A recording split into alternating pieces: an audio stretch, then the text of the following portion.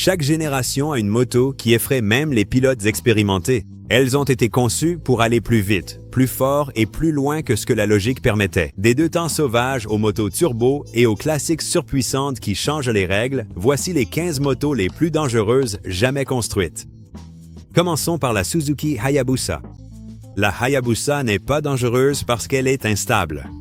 Elle est dangereuse parce que n'importe qui peut en acheter une.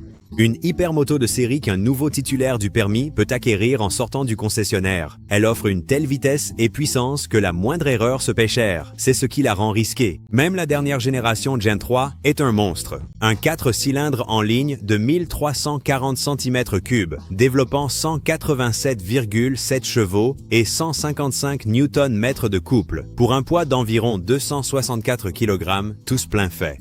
Son long empattement de 1480 mm la rend ultra stable à haute vitesse, mais il faut vraiment s'engager pour la faire changer de direction.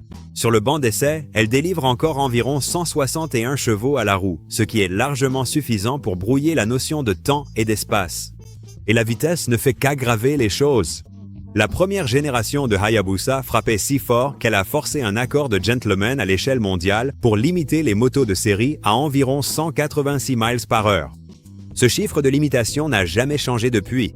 Mais voici le vrai danger. Ce n'est pas seulement la vitesse, c'est aussi qui la pilote. Les premières générations n'avaient pas les filets de sécurité électronique que nous considérons aujourd'hui comme acquis. La génération 2 a ajouté quelques modes de puissance et l'ABS, mais il a fallu attendre les derniers modèles pour avoir un contrôle de traction complet basé sur l'IMU, l'anti-wheeling, l'ABS en courbe, le launch control et tout le reste. Une simple accélération brusque sur une vieille Busa, surtout avec des pneus froids ou sur une route humide, et tout peut déraper avant même que vous ayez compris ce qui s'est passé. C'est une machine brillante, parfaitement stable lorsqu'on la conduit correctement, mais entre de mauvaises mains, c'est une fusée sans pitié. Ensuite, nous avons la Ducati 916. La 916 n'est pas diabolique, elle est iconique, mais elle peut être dangereuse entre de mauvaises mains. Parce qu'elle combine la vitesse d'une superbike des années 90 à l'absence totale d'aides électroniques pour le pilote et un châssis qui récompense l'engagement, pas l'hésitation. On parle d'un V-twin Desmo de 916 cm3, développant environ 114 chevaux et pesant autour de 195 kg. À sec, avec un empattement de 1410 mm et une vitesse de pointe proche de 260 km par heure. Ces chiffres restent redoutables si vos gestes ne sont pas parfaits. Il n'y a ni contrôle de traction, ni ABS, ni anti-wheeling, juste vous, un jeu de pneus très adhérent et le scalpel de moto signé Massimo Tamburini. Ce qui la rend risquée, c'est la façon dont elle délivre sa puissance. Sous 5000 tours, elle reste civilisée, mais au-dessus de 7000, elle bondit en avant comme si elle avait une dent contre vous. Cette poussée peut surprendre un pilote en virage ou avec une poignée de gaz mal dosée.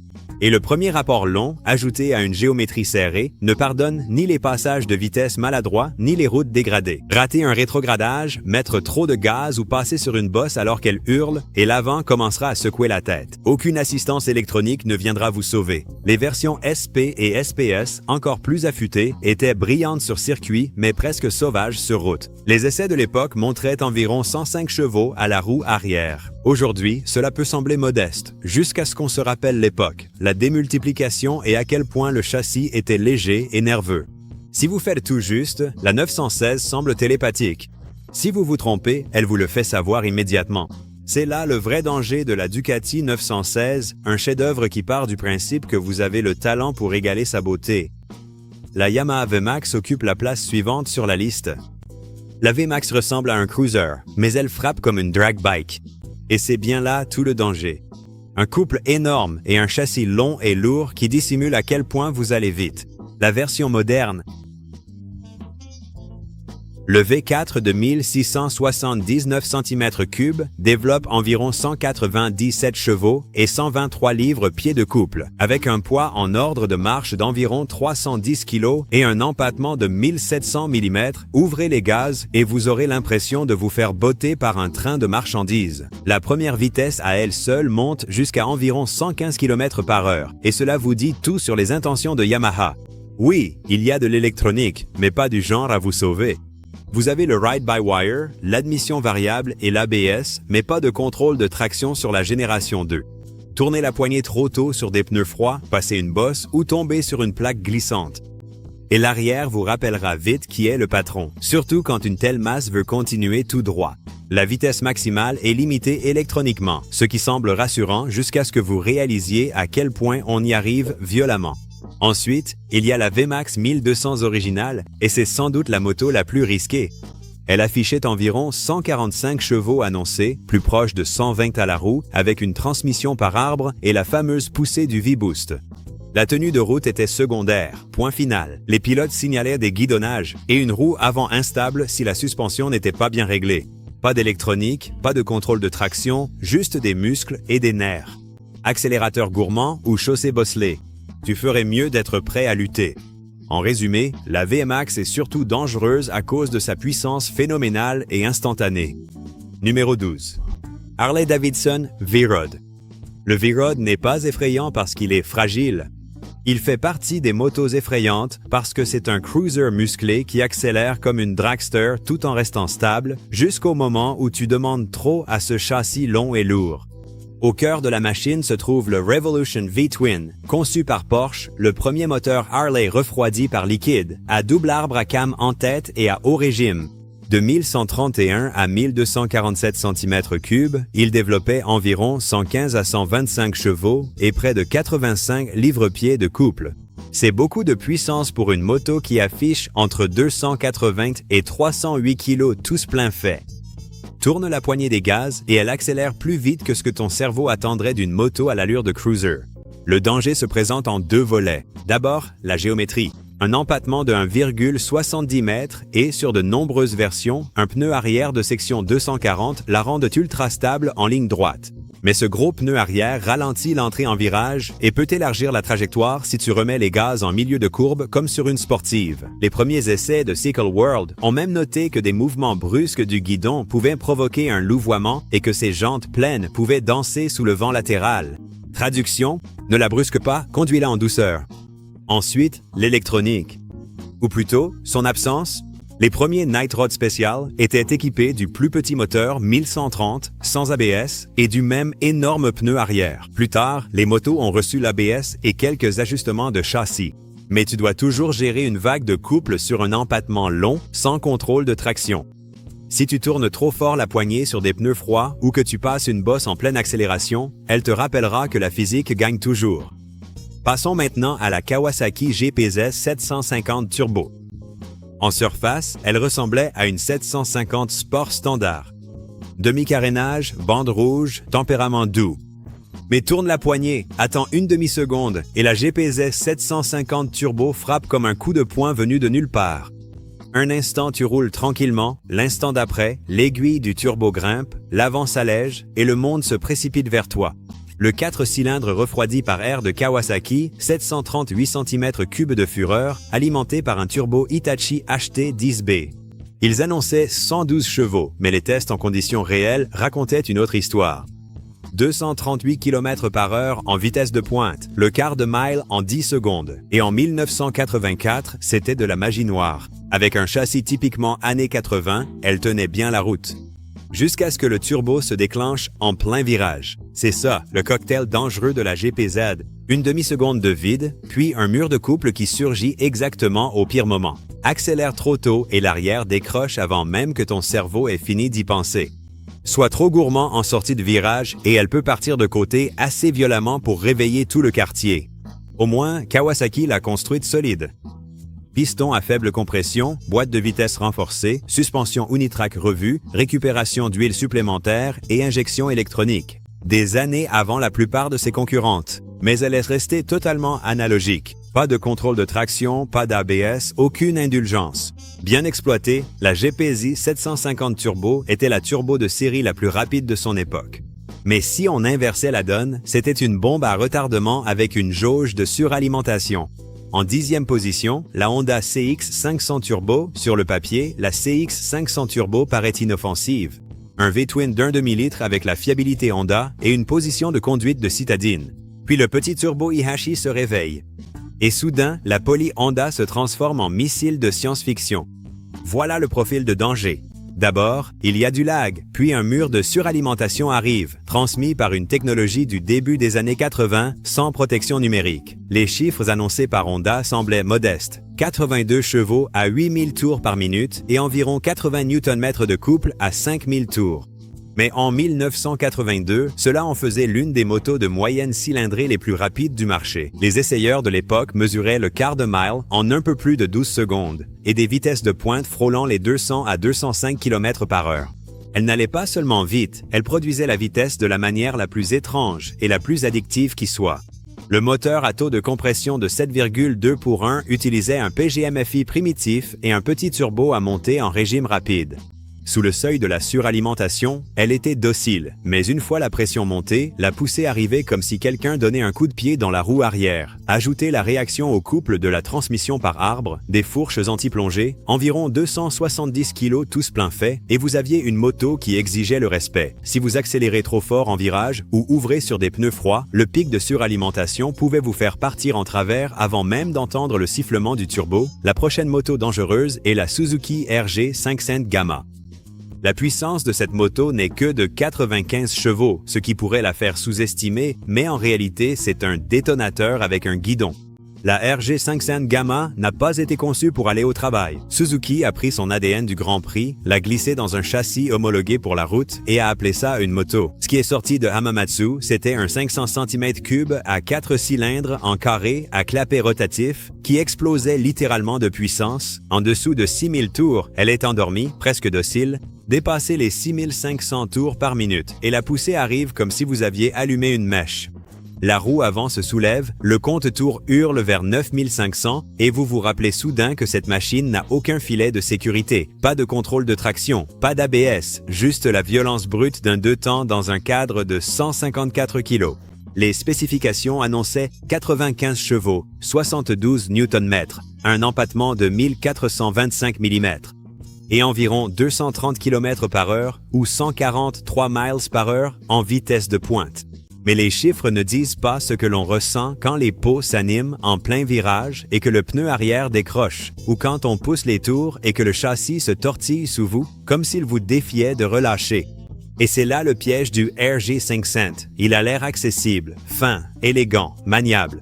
Mais dès qu'il touche le tuyau, il devient un vélo dangereux pour quiconque et même légèrement décalé. Numéro 8. Ducati Street Fighter 1098 secondes.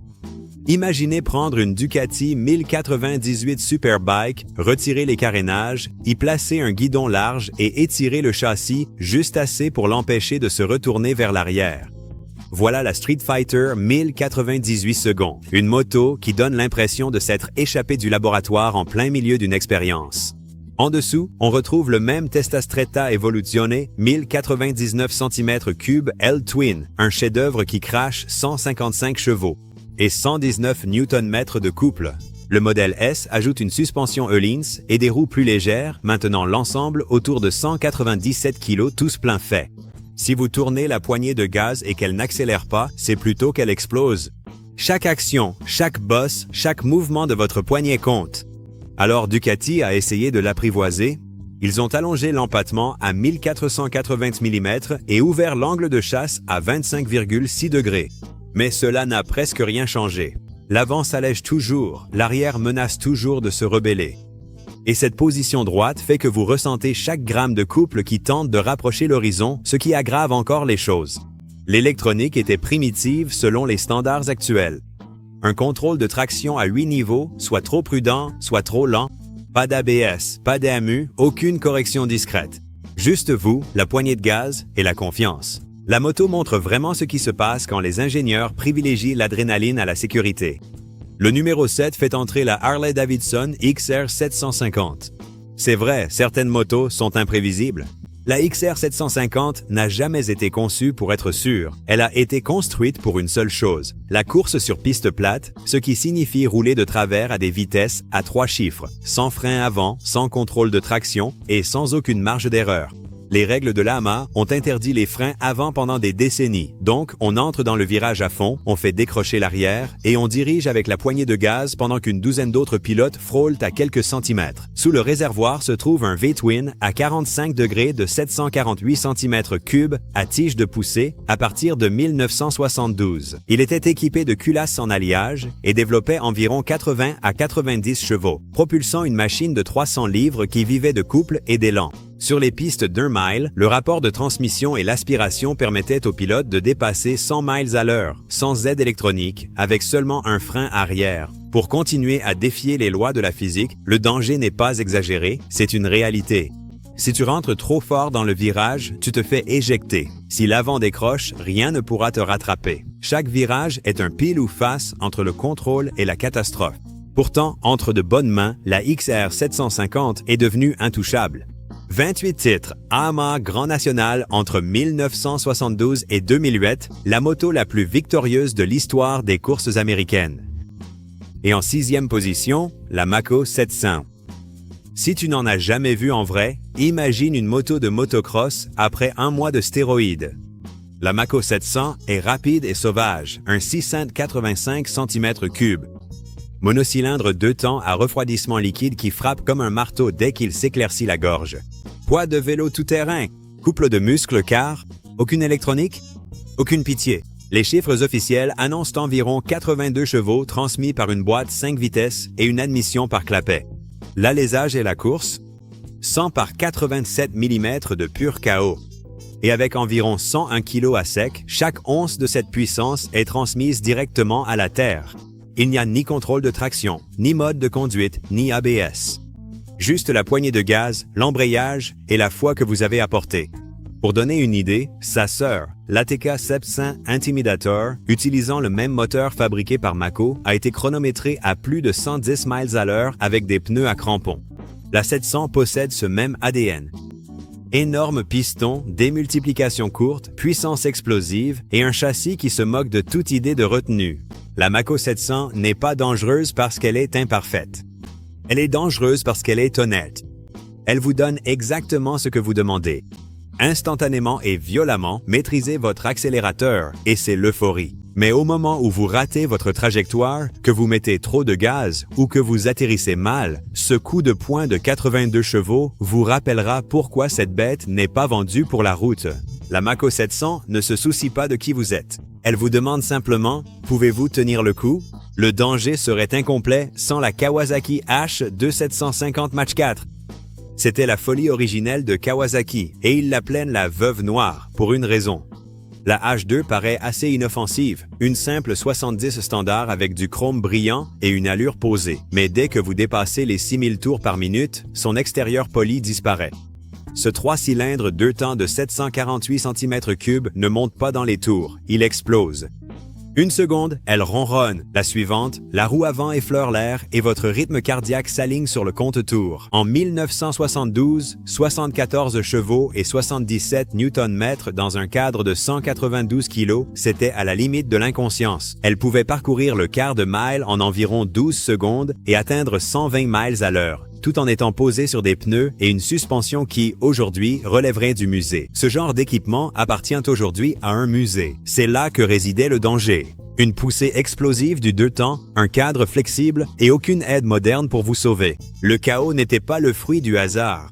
C'était ça, la définition de la vitesse à l'époque. S'arrêter était une aventure. Un disque à l'avant, un tambour à l'arrière et beaucoup de fading des freins si vous étiez trop enthousiaste. Prendre une bosse en accélérant en virage, le guidon pouvait tressaillir comme une poignée de main nerveuse. Pour être juste, les pilotes qui restaient fluides disaient qu'elle tenait mieux la route que ne le laisse entendre la légende. Mais il ne suffisait que d'une seule erreur pour comprendre pourquoi elle avait mérité ce surnom. Poursuivant la folie, les Kawasaki H2 et H2R sont entrés en scène. Si la H2 Mach 4 d'origine était démente pour son époque, les H2 et H2R modernes représentent ce qui arrive quand Kawasaki décide d'ignorer toutes les limites.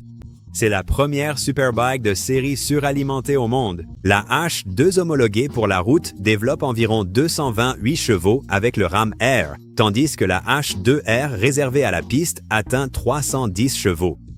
À partir d'1 litre, c'est une symphonie de suralimentation, de régime hurlant et de violence mécanique qui ressemble moins à une accélération qu'à une détonation contrôlée.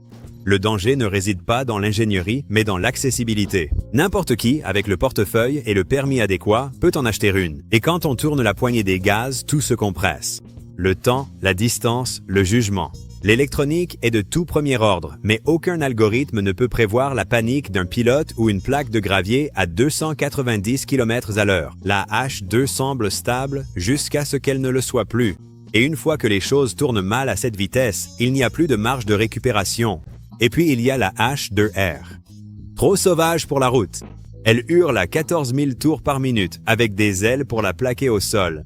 Mais ces motos ne sont pas dangereuses parce qu'elles se comportent mal. Elles sont dangereuses parce qu'elles donnent à des mains humaines accès à des chiffres que nous n'étions jamais censés ressentir. En troisième position, la Suzuki TL1000S. La TL1000S n'était pas mauvaise. Elle était juste sauvage. Suzuki voulait une sportive bicylindre en V capable de rivaliser avec Ducati. Alors ils ont construit quelque chose de plus affûté, plus léger et un peu déjanté. Un bicylindre en V à 90 degrés de 996 cm3, développant environ 125 chevaux et 103 Nm. Ça ne paraît pas fou aujourd'hui, mais en 1997, c'était la puissance d'une superbike dans un châssis tout sauf serein. Sur le papier, c'était parfait. 187 kg à sec, 1415 mm d'empattement et une géométrie de direction tout droit sortie du manuel Supersport. Mais la réalité de la route racontait une autre histoire. Les premiers modèles pouvaient développer de violentes oscillations de la direction lorsque l'avant s'allégeait, à l'accélération ou sur les bosses. Suzuki a dû rappeler pour installer un amortisseur de direction et ajuster les cartographies d'injection pour la calmer. Ça a aidé, mais la TL avait déjà une réputation. La vraie surprise, c'était cet amortisseur arrière, rotatif, compact et ingénieux, mais une fois chaud, l'amortissement disparaissait vite. Sur route lisse, ça allait. Sur route dégradée, la moto devenait nerveuse. Beaucoup ont remplacé l'amortisseur par un modèle classique, prouvant que l'idée était en avance sur son temps, mais pas tout à fait aboutie. Et c'est ce qui rendait la TL1000S dangereuse à son époque. Un gros bicylindre puissant, une géométrie des années 90 et un amortisseur arrière expérimental sans aucun filet de sécurité électronique. Prochain sur la liste, le Superior SS Senti. Pour comprendre pourquoi cette moto était dangereuse, il faut se représenter les années 1920. La plupart des motos rapides développaient environ 15 chevaux, roulaient avec des pneus de vélo étroits et s'arrêtaient plus par la prière que par les freins. Puis arriva George Bro avec la SS Cent. Une machine fabriquée à la main, garantie pour atteindre 160 km/h. C'était la première superbike du monde, des décennies avant que ce mot n'existe. En dessous, on trouvait des moteurs Hot Rod Jap, puis plus tard Matchless, des V-Twin produisant de 50 à 74 chevaux, selon la configuration. À la fin des années 20, c'était la vitesse d'un avion sur deux roues. Tout était transmis par un levier de vitesse manuel à 3 rapports et des freins à tambour plus suggestifs que réellement efficaces. Le danger ne venait pas du moteur. C'était tout le reste qui essayait de suivre. Le châssis était à la pointe pour son époque, mais selon les standards actuels, il était à peine présent. Fourche avant Castle Leading Link, arrière rigide ou légèrement suspendu et pneus étroits à talons qui n'appréciaient pas vraiment les virages à grande vitesse. À 100 à l'heure, une rafale de vent ou une surface instable pouvait transformer la confiance en chaos. La légende et l'avertissement se sont amplifiés avec T.E. Lawrence, mieux connu sous le nom de Lawrence d'Arabie. Il possédait plusieurs SS Saint et les adorait. Mais en 1935, il fit une embardée pour éviter 2 garçons à vélo et s'écrasa. Il mourut plus tard de ses blessures, une tragédie qui inspira l'étude des traumatismes crâniens à moto et, finalement, l'invention du casque moderne. La SS Saint n'était pas mauvaise. Elle était simplement en avance sur son temps, un missile fait main à une époque où les routes, les pneus et les freins devaient encore rattraper leur retard. Enfin, le Vanson Black Shadow. En 1948, la plupart des motos apprenaient tout juste à atteindre les 160 km/h. Mais l'ombre de Vincent Black a quasiment tout ravagé. Fabriquée à la main et d'une qualité irréprochable sous tous les angles, elle était équipée d'un bicylindre en V de 998 cm3, développant environ 55 chevaux et atteignait une vitesse de pointe annoncée de 200 km/h. Il faut bien comprendre que dans les années 1940, ce chiffre semblait relever de la science-fiction. Tout dans cette Shadow semblait réfléchi. Le moteur émaillé noir, le gigantesque compteur de vitesse gradué jusqu'à 240 km/h et la posture basse et déterminée. Avec environ 208 kg à sec, elle n'était pas légère, mais le châssis était ingénieux. Le moteur servait d'élément porteur dans un cadre dorsal soudé, associé à la fourche avant hydraulique Vincent et à un bras oscillant arrière à cantilever. Des freins à tambour assuraient le freinage à l'avant et à l'arrière. Pour l'époque, c'était à la pointe de la technologie. Mais quand vous dépassiez 150 km à l'heure sur des pneus étroits et avec des freins à tambour qui perdaient en efficacité, chaque décision comptait. Et cela la rendait dangereuse. La vitesse qu'elle atteignait dépassait les capacités du cadre de cette époque. Et voilà qui conclut la liste. Quelle moto vous donne encore des frissons? Partagez votre choix dans les commentaires et dites-nous quelle moto vous oseriez ou n'oseriez jamais piloter. Si vous avez apprécié ce voyage, cliquez sur j'aime et abonnez-vous pour d'autres plongées dans les légendes de la moto.